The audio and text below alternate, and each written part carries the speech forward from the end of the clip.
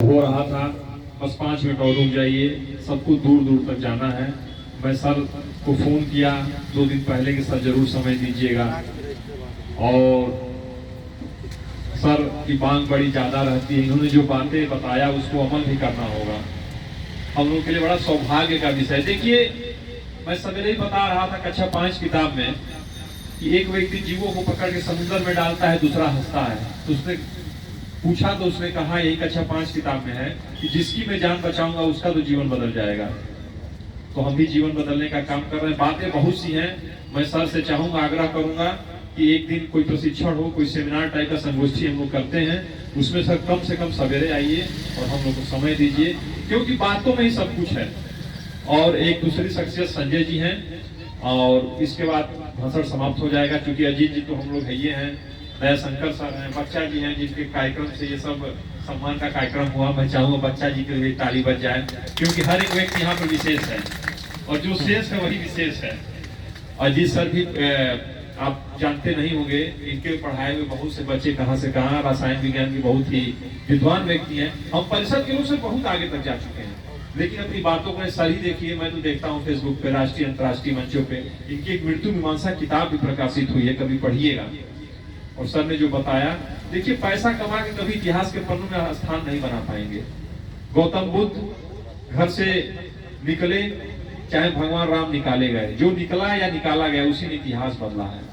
अगर मर्यादा पुरुषोत्तम श्री राम कहते हैं तो उन्होंने घर से निकला। बहुत सी बड़ी बड़ी बातें हैं। तो मैं संजय सर से चाहूंगा कि 5 मिनट अपनी बातों को समाप्त करें, उसके बाद रजिस्टर पे साइन करवा देंगे हम लोग। आदरणीय संजय जी सर भी कई राज्यों में सम्मानित हुए हैं, केवल संजय नाम की वजह से नहीं, अपने कार्य की वजह से। आप जो भी लोग यहाँ पे, आप लोग का कुछ कार्य ऐसा रहा है। बहुत से लोग हैं, एक रंका जी भी हमारे बीच में हैं, बहुत ही अच्छा कार्य करती हैं सर, ढेर सारे लोग हैं। आदरणीय संजय जी।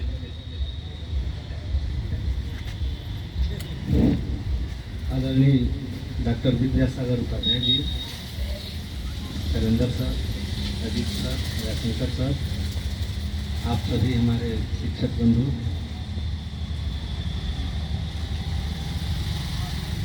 एक छोटी सी कहानी मैं आपको बताता हूँ। एक राजा था, तो उसके राज्य में एक बहुत गहरा कुआं था जिसमें एक मगरमच्छ रहता था। तो उस कुएं में जा करके और बाहर आना बहुत दुर्लभ कार्य था। जितने लोग अंदर गए सब मर गए। उसकी एक लड़की थी, तो उसने सोचा कि इस कुएं के अंदर जो जाएगा और वापस जीवित आ जाएगा, उसी से मैं अपने लड़की की शादी कर दूंगा, अपना आधा राज्य भी दे दूंगा। उसने पूरा ऐलान कर दिया। उस समय डूबी बजवाई जाती थी, डूबी बजा करके ऐलान कर दिया गया चारों ओर। फिर जो तिथि रखी गई थी, उस तिथि पर राज्य की सारी जनता इकट्ठा हुई कुएं के पास कि देखा जाए कौन है ऐसा जो अंदर जाता है और जिंदा वापस आ जाता है। वही सारे लोग इकट्ठा करके गहमा गहमी मचाए हुए हैं। उसी में एक आदमी उस कुएं में कूद पड़ा। फिर थोड़ी देर में वो बाहर भी आ गया। सभी लोगों ने ताली बजाई, स्वागत किया। राजा उसको बुलाया, कहा कि भाई तुम बहुत बड़े बहादुर हो और तुम मेरी लड़की से शादी कर लो।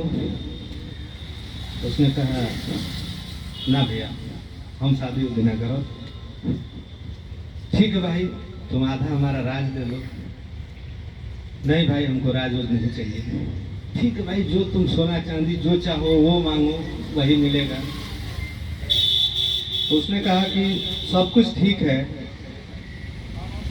हमके बस इतने जाने के बाद कि हमके ढकेल के दिया लगे हम गिर। तो मेरे कहने का तात्पर्य ये है कि आदरणीय विद्यासागर जी के बोलने के बाद अगर मैं बोल रहा हूं तो मुझे ढकेला ही गया। अब इससे आगे मैं क्या कहूँ आपको। मैं एक बात और कहूंगा कि सारा जग घूमया तेरे जैसा न कोई। मैं बहुत सारे स्टेट में गया, बहुत सारी स्पीच सुना, सर मैं हृदय से कहता हूँ कि ऐसी स्पीच मैं अपने जीवन में नहीं सुना हूँ। मैंने इनको बहुत सालों से बहुत सारे मंचों पे देखा है, लेकिन ऐसी शख्सियत का हमारे बीच में होना ये सचमुच हम लोगों का सौभाग्य है। आप हम लोगों को जानते हैं, हम लोगों से मित्रवत व्यवहार है। हम लोग गर्व महसूस करते हैं ये कह के कि डॉक्टर विद्यासागर उपाध्याय हमारे मित्र हैं। अब इससे ज़्यादा मैं क्या कहूँ। तो सर बस इतना ही कहना है, आप इसी तरह से स्नेह हम लोगों पे बनाए रखें। बहुत बहुत धन्यवाद। आप लोगों का मैं ज़्यादा कोई समय नहीं लूँगा। Thank you. अब मैं दयाशंकर सर चूंकि व्यवस्थापक है, मैं इनसे भी चाहूंगा कि 30 सेकेंड में कुछ बातों को रखें। अध्यक्ष जी है, समापन यही करेंगे। आज इस कार्यक्रम के चीफ गेस्ट हमारे परम मित्र डॉक्टर विद्यासागर उपाध्याय जी, हमारे आरपी साथी Narendra sir, Ajit sir, Sanjay sir, और इस चौथे राउंड में 7वें और 8वें बैच में प्रतिभाग कर रहे हमारे ब्लॉक के सभी सम्मानित इस बैच के प्रशिक्षु साथियों। आज हमारा इस बैच का अंतिम दिवस और अंतिम क्षण चल रहा है।